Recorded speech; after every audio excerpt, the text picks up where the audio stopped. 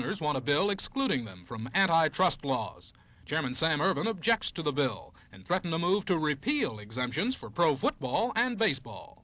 We had Mr. Short's action yesterday, taking a Major League baseball team from the capital of our country. In other words, the nation's capital is not entitled to have a Major League baseball team anymore. We're now thinking of going to Houston. The group that's before this subcommittee asking that they be given exemptions from the antitrust laws and be permitted to subject to economic bondage the young men of this country who have a skill in basketball teams did precisely the same thing for the nation's capital. Most professional players also object to the merger, including some high-priced superstars. I think anytime you limit a person as to where he can go, such as the case was prior to the two leagues, I think it's terribly wrong. No, it's wrong to limit the amount of money that a man can earn. I think in America it is. Well, does the draft system do that? I think if you only had one league, this is true. As long as you have two leagues, there's no telling what a person can earn. You seem to have done pretty well. Do you think you're worth more than the $100,000 you're getting? To be honest with Frank, I think so. I have concluded that what is fair for the player is a situation where he can bargain like any other person in the United States. This means no merger unless the reserve and option clauses are abolished. To say that it isn't fair puts a professional basketball player in a position that is different from any other American. Pro basketball owners say that without permission to merge the leagues, many of them will soon go broke. Gordon Graham, NBC News, Washington.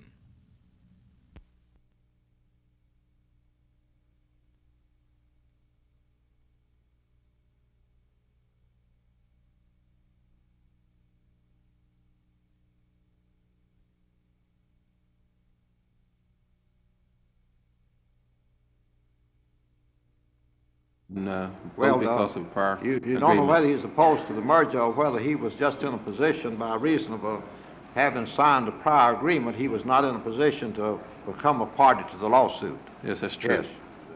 Now, you state that you have you state that before they had the two leagues established, that the average player could only obtain somewhere in the neighborhood that men played for as low as $5,000 and $6,000 a year. Yes, sir. Now, an athlete in the basketball game is a man who he enjoys the ability to use his skills for a relatively short period of time, does he not? Yes, sir. And if he's going to obtain any real compensation for his skills, he has to obtain it during that relative short period of time, because after that his ability to acquire any substantial compensation ceases.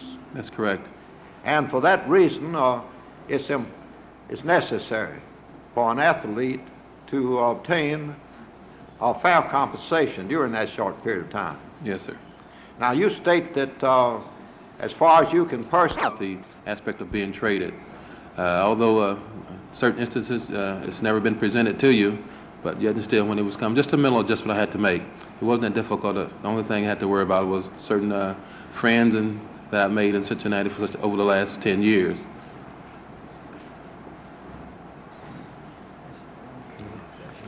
That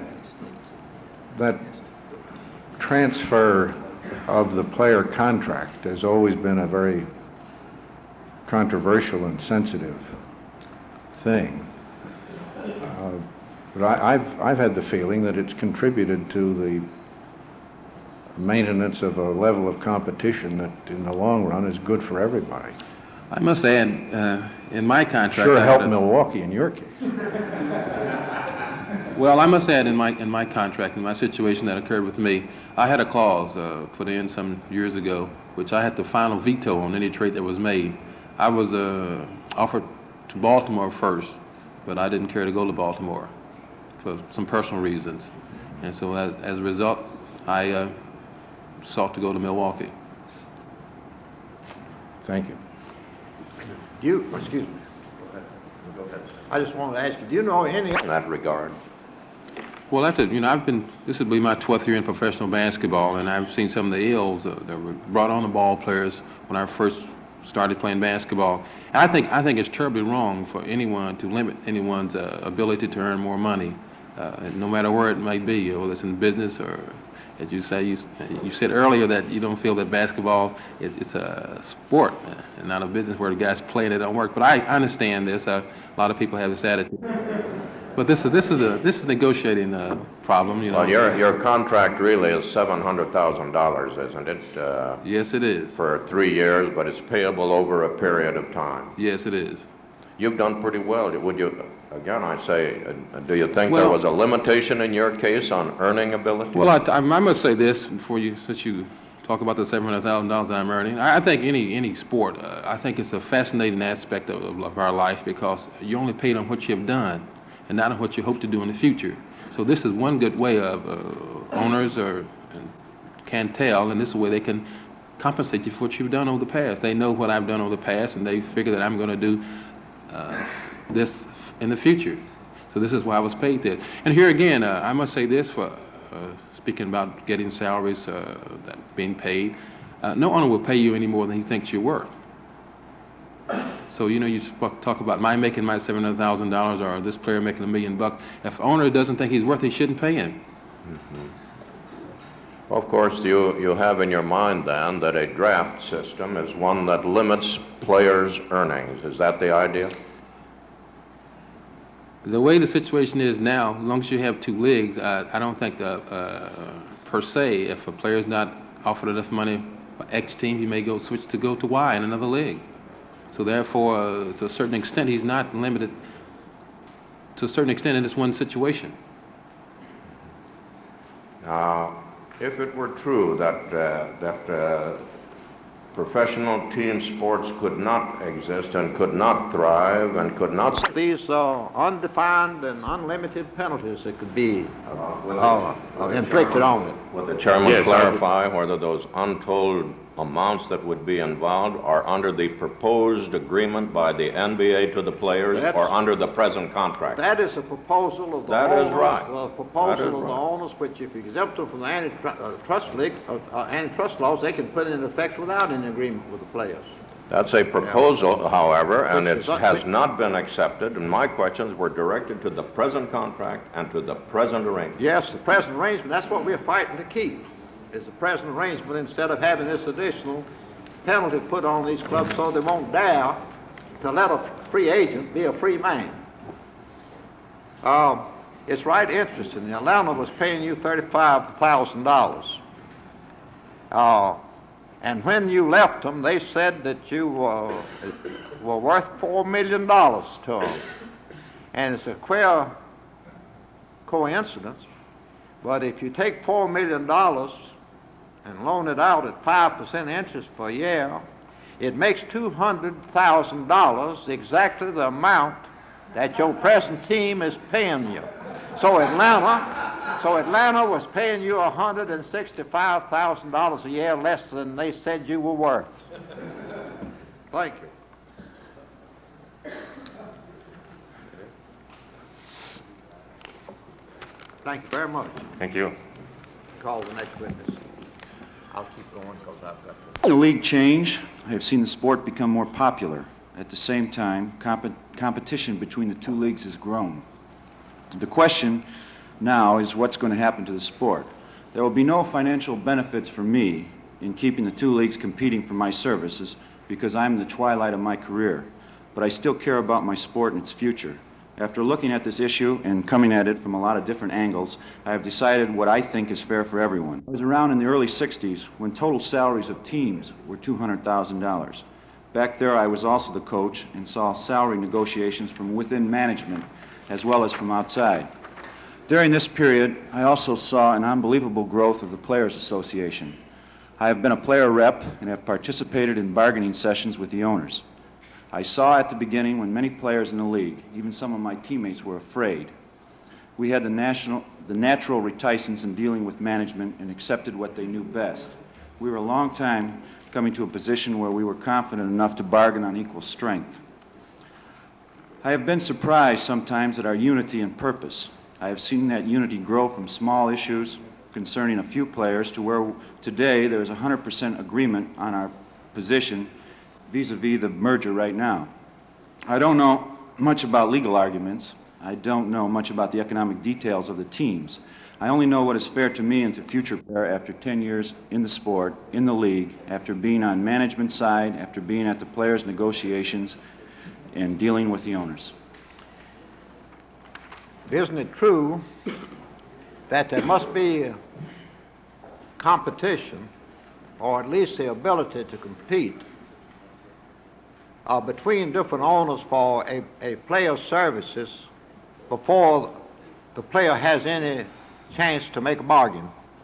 Well, there's no doubt about it. Yes. No question. In other words, if he's only allowed to bargain with one team, he has really no power to bargain at all. He has to take what he's offered, doesn't he? If he doesn't accept it, then he's out in the cold. And back in the days before the two leagues, the second league came into existence, the total salaries of a lot of the basketball players, all of them on a team, only amounted to what some of the salaries of the top players, single players, amount to now. Very true. And you attribute this increase not only to two things, as I interpret your statement. One is the growth of interest in the sport of basketball, and also to the existence of two leagues which gave the players an opportunity to bargain between the teams of two different leagues for their services. I agree, sir. And you state that you are in the twilight of your... A certain spirit seems to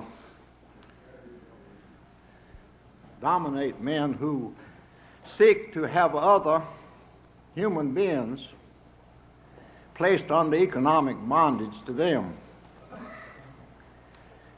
We have no field of athletics where men are more under economic bondage than in the major baseball league teams. They are not covered by the antitrust laws. And it appears that the owners of those clubs, they sit around the table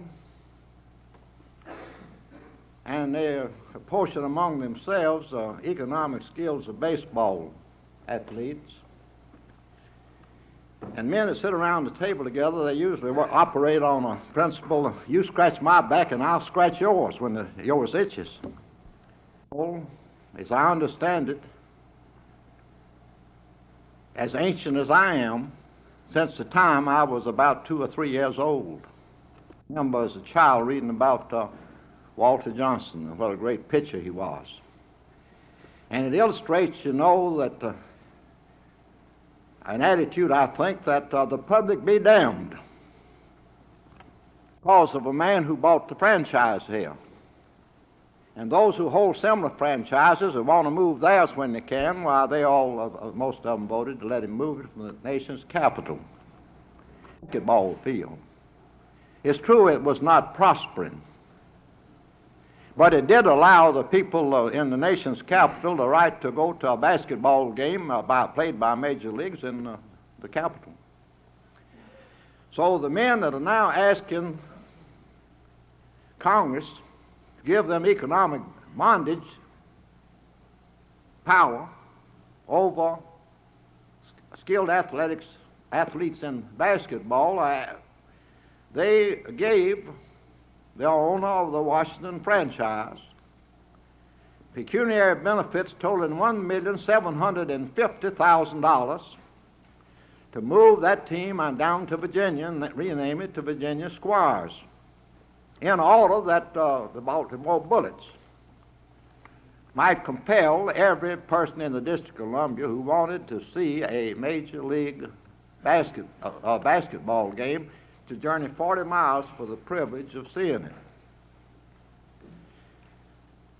Now, when people have an attitude towards the nation's capital that the public be damned, I think it requires a considerable